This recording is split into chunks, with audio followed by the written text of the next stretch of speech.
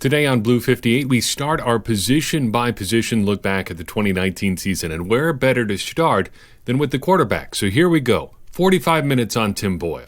Blue 58! Hello and welcome to another episode of Blue 58, the one and only podcast of thepowersweep.com. I am your host, John Meerdink, happy to be with you here for another episode.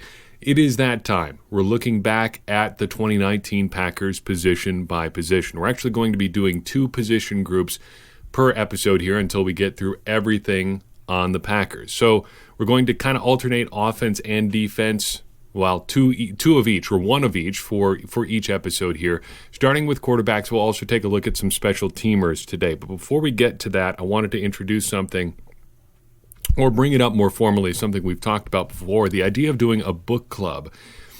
I've thrown this out as a poll on our Twitter page, twitter.com/thepowersweep. Check it out there if you're interested in voting. I'm exploring the idea of doing kind of an off-season book club for people who follow this podcast. The idea is that if we're trying to become smarter Packers fans and we can do that together, what better way to do that than through reading something that will help us understand the game better? So the idea would be we'd pick a book, read through it, a chapter a week, and then in one of the episodes that I do on a week, I'd spend a part of it giving some of my thoughts on it, reading some thoughts from you. That way it would kind of be like we're having a book discussion together. Early return seems like it's a pretty close split. If this is something that you're interested in at all, go and vote on it. I think if there's enough people that vote and say they're interested, even if it's not a majority, we'll try to find a way to make it happen. I'm probably going to be reading these books anyway, so we might as well do it together and make it kind of a community thing. If you're interested, go vote. I think it'll be worth your time. So quarterbacks. We're talking about quarterbacks and special teamers. Let's dive into the quarterbacks first. As a position group, there's not a whole lot going on here other than Aaron Rodgers, but we're going to talk through everybody the Packers got at these positions. So we'll work from the bottom up on the depth chart. Manny Wilkins. We've got to start with Manny Wilkins. Don't forget that Manny Wilkins existed. He was on the practice squad for all of 2019. So obviously there's not a lot to say about Mr. Wilkins. I like the idea of keeping a practice squad quarterback around if you're not going to have three on the active roster. If there's a guy that you like at all, you might as well keep him around. Find a way to keep him in town. Develop him as much as you can. Just see what there is to see there. It's probably worth your time. We really, other than that, haven't moved the conversation forward much on Wilkins since the preseason, so we're just going to move on as well. I think they should keep him around through the offseason at least. If they thought he was worth keeping around through the season, might as well take another look at him unless they draft somebody or get somebody they think is just leagues better. So if they don't add significant quarterback talent, they might as well just keep him around and see what they can do in training camp. But again, there's not a lot to say about Manny Wilkins because nothing happened since the preseason last year. Tim Boyle got 21 snaps for the Packers in 2019. He was 3 of 4 passing for 15 yards, all in that Week 12 loss to the San Francisco 49ers. He was also present for 5 kneel downs. Much like Manny Wilkins, there's not a lot to say about Tim Boyle that does not stem from last preseason. Again, I think you keep him around. If you liked him enough to have him as your number 2 quarterback, you might as well bring him back for another training camp. But also, I think they should add a little bit of competition to this situation. Throw another guy out there who you think can compete with Tim Boyle, more than a developmental prospect, maybe not a lot more. If that's Manny Wilkins and you think he can push Tim Boyle a little bit, fine, do that. If not, at least get somebody else into camp so you've got another arm trying to improve the quarterback room behind Aaron Rodgers. And Aaron Rodgers. Aaron Rodgers. This is a thorny one. It's tough to evaluate Aaron Rodgers. I don't know if you've noticed this, but there are a lot of takes out there about Aaron Rodgers. And as many takes as there are, I don't know if there's any consensus agreement on what Aaron Rodgers is. Or maybe, to put it a little bit better, what he was in 2019. For instance, you throw out the question, was Aaron Rodgers good in 2019? Everybody who watched him play has an opinion. The analytics are split. Some say yes. Pro Football Focus's WAR, wins above replacement rating, says he was one of the better players in the NFL. Sports Information Solutions total points metric says he was not one of, but the best player in the NFL. Even some of Football Outsider's stats say that he was at least above average, maybe significantly above average. Some of the numbers on Rodgers say no. His raw stats were hardly elite. Expected points added puts him near the middle of the pack, actually right near Jameis Winston, so that sounds pretty bad. He also laid some eggs in some big games. Did not play well against the Chargers on the road. That primetime matchup in the regular season against the 49ers, he was not super sharp. Even against the 49ers in the playoffs, the final stats look pretty good. The overall Rodgers experience, it's hard to say he really elevated the team there. You start getting into questions about whether or not Aaron Rodgers is still elite. Some people say yes, some people say no. I don't think that's the right question to ask. I think at this point, it's clear that he is not the player he once was. I think in some ways he can still be that player, but he may not be that player on a play-to-play basis. The important question then is, will Aaron Rodgers be the starting quarterback of the Packers in 2020? And the answer to that is obviously yes. Aaron Rodgers is going to be around for the foreseeable future. This year, this coming season, next season after that, and then who knows? Understanding that, I think the best thing to do when evaluating his 2019 season is to just try to put as much context around what he actually did as possible. So here are a few broad takeaways. First, I think it's important to remember that the Packers asked less of Aaron Rodgers in 2019 than they have in a long time. He had the fewest dropbacks of any season since 2015, according to Sports Information Solutions. Dropbacks are plays in which he intends to pass the ball. He had the fewest passing attempts, just the fewest pure throws of any season since 2014. He also had the most attempts, 103, behind the line of scrimmage since 2015, so passes that didn't travel beyond the line of scrimmage. 2015 is the last time he had more than he did in 2019. Also along these lines, fewer of his yards, his passing yards, came through the air than in the past. So more of the numbers that ended up in his box score totals were from receivers doing work after they caught the ball. 52%, give or take a couple fractional percentage points, 52% of his yards came after receivers caught it. That is a slight increase over his average for the past few years. On average, or cumulatively, just over 50% of his yards came after the catch from 2015 through the present.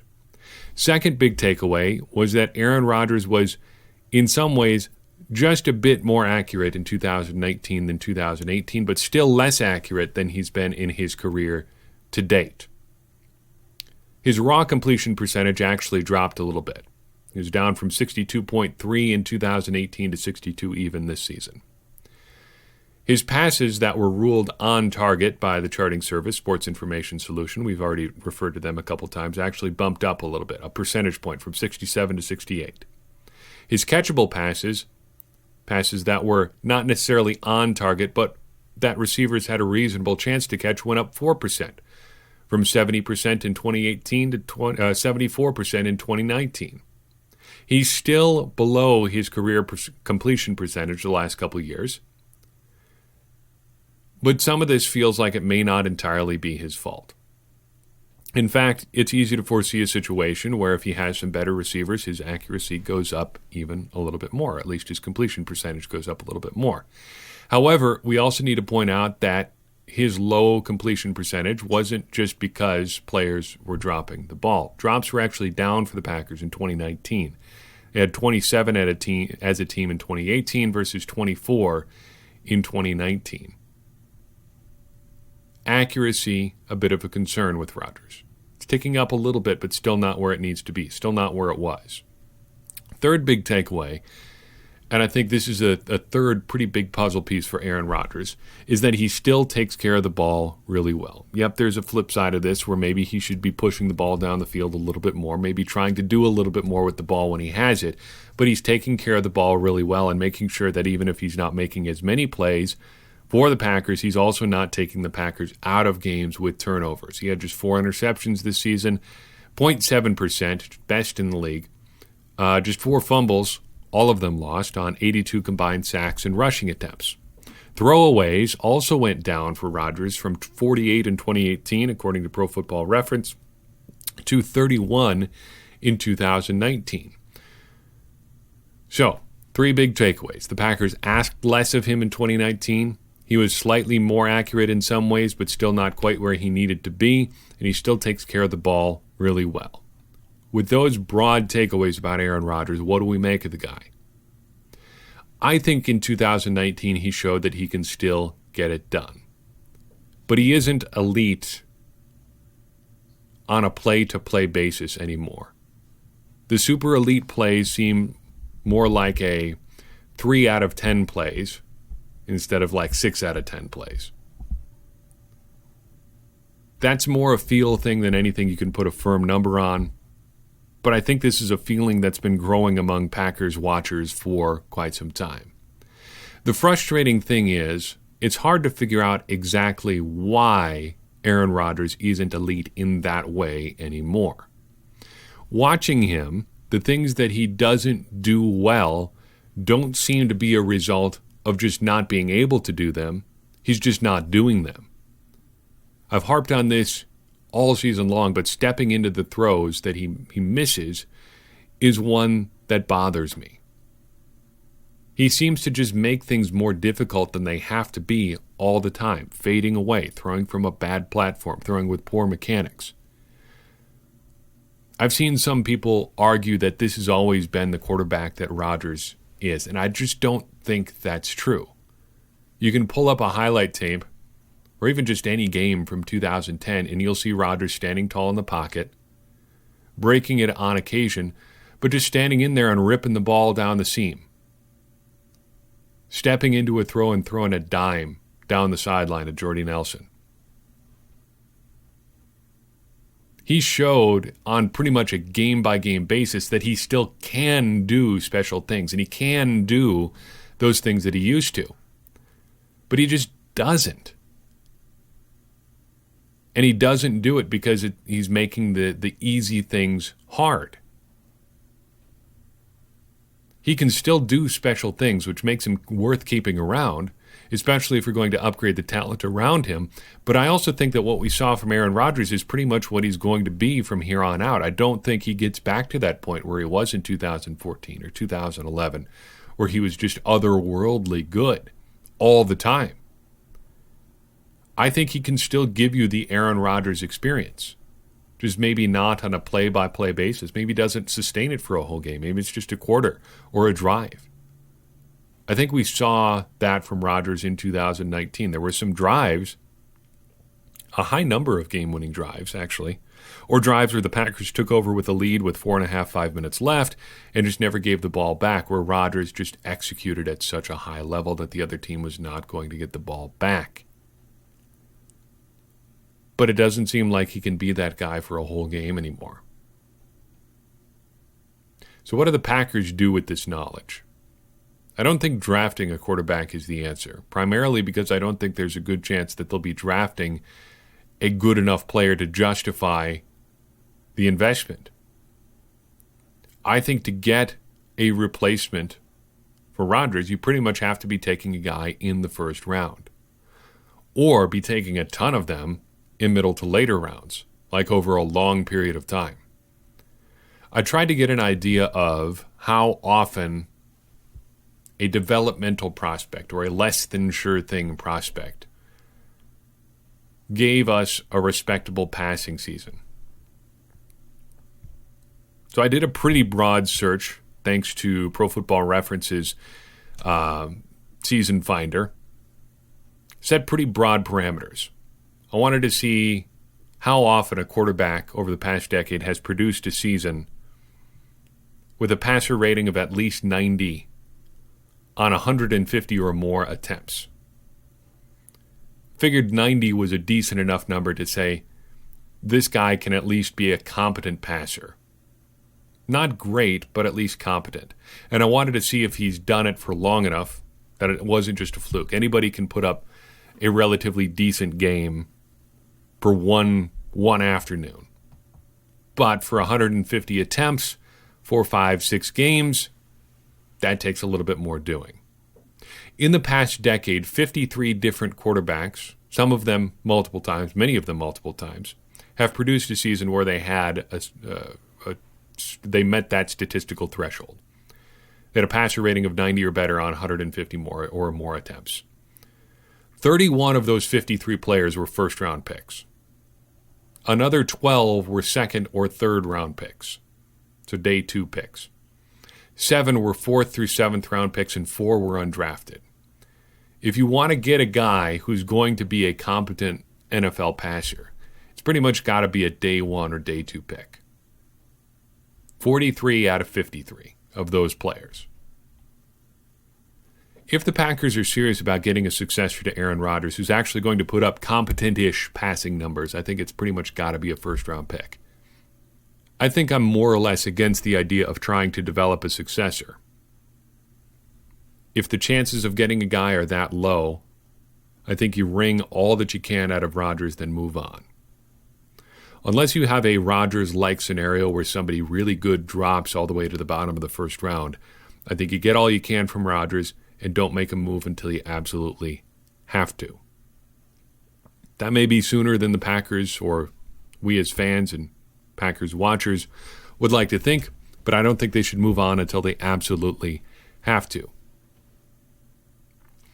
Another thing I want to do as part of this series is to take a second and look at potential free agent options at each of these position groups that we talk about. So, quarterback, free agent options. I think you're looking to get a backup here because good quarterbacks, good starting caliber quarterbacks don't really get to free agency. The idea that you might get a guy who's been a starter in the NFL to come in and be a backup, there has to be some extenuating circumstances. Maybe a guy who's looking to do a little image rehab or something like that. Good young quarterbacks just don't really make it to unrestricted free agency. The youngest quarterbacks hitting the market this year are both Jameis Winston and Marcus Mariota, both 26. Not old, but certainly not like first contract young. Couple thoughts about backup quarterbacks in general. I'm still skeptical of the idea that your backup is going to save your season. It worked for the Saints this year, but Teddy Bridgewater is hardly a typical backup. Josh McCown and Matt Moore in Philadelphia and Kansas City are probably more representative experiences. Basically, you're looking for a guy who's not going to lose it for you, maybe for 1 or 2 games. Let's talk about a couple big names as far as potential backups. Marcus Mariota and Josh Rosen. Rosen, I know, is not a free agent for what it's worth, but he's been in the discussion, so let's talk about him. We're looking at backups. Mariota and Rosen are 2 options. Mariota has nice physical tools. He's never really put it all together. I think it's fair to say that he may actually have gotten worse every year he's been in the NFL. Does have some familiarity with Matt LaFleur. His accuracy, or his completion percentage at least, went way up with Matt LaFleur in charge in Tennessee in 2018, but I think the downside here is that he's pretty much shown that he is not a long-term starter. Having Ryan Tannehill come in and do leagues better than he did this season is a pretty big-time indictment. But on the other hand, if our baseline is that 90 passer rating on 150 attempts, he can do that. And I think that he could be enough of a Band-Aid that if they needed him for a couple games, you could get by. He's certainly better than Brett Hundley was. He's certainly better than any of the Packers quarterbacks that 2013 season were. I think implicit in the decision to go with Mariota is that he's better than Tim Boyle. I don't know if we know that for sure. I think it's a safe bet, but I don't think you should go after Marcus Mariota unless you're completely certain that you want to move on from Tim Boyle. And maybe you are. But I think you better be certain because Tim Boyle is still potentially on the upswing here. Josh Rosen is a bit of a horse of a different color. I think he's more of a potential long-term option than Mariota, than a short-term backup, given that he was a first-round pick and therefore has a fifth-year option, which is a good thing to have. Still really young, much younger than Mariota due to that rookie contract. I think there is some real upside to Josh Rosen, too. He has some skills. He's young, and you have some time to mold him. He's a bit more of a developmental prospect than any of your potential other backups out there. He may not be as good even right now as Marcus Mariota is, but it may be close. I think it is pretty close. And I think if you want to go with Rosen, this is another situation that you've got to be certain that he's better than Boyle. He probably is. Maybe he is. But you've also invested a lot of time in Boyle already. And I know that's a sunk cost fallacy sort of situation, but if you're going to develop or devote resources into a guy like Rosen or Mariota, you're essentially giving up on a project too. And if he was good enough to keep around for an entire year, what's changed in your thinking? I don't think either of these guys are definitively that much better than Boyle that you'd want to just give up. So there are some considerations there. And I realize this sounds a little bit wishy-washy. And if I sound a little wishy-washy on backup quarterbacks in general, I think you would be correct in your assessment. Backup quarterback is more of a philosophical question to me than a should we just get this guy option. Because what are you really looking for? Are you looking for the guy who comes in and puts out a fire, or are you looking for a long-term option? Ideally both, I guess, but it seems like it's kind of one or the other. I think the second version in particular is increasingly rare in the NFL now, and I'm not sure how the Packers could really justify spending the resources to get a developmental prospect at quarterback, because chances are a guy that you get is not going to be that great unless you're investing really high. Special teams, not a ton to say here. I figured it was a good fit with quarterbacks because there's a lot to talk about with quarterbacks. 4 areas, more than 4 players I want to talk about. The long snapper, Hunter Bradley, is the first one. Real easy binary with long snappers. Either you're good enough or you're not. In 2019, Hunter Bradley I thought was good enough. That's all I have to say. Punt returners. The Packers had 3 noteworthy punt returners in 2019. Darius Shepard returned 2 punts for -9 yards. Awesome work. Tremont Smith returned 4 punts for 0 yards. Again, just terrific work. Tyler Ervin, though, comes in December and returns 11 punts for 106 yards.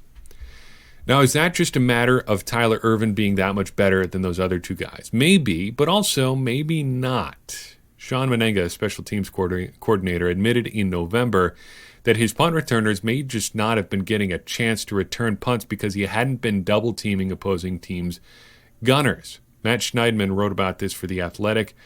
Quoting now from his piece, I think it's an opportunity thing a lot of the time, special teams coordinator Shawn Mennenga said, when asked whether more blame lies with returners or the blockers.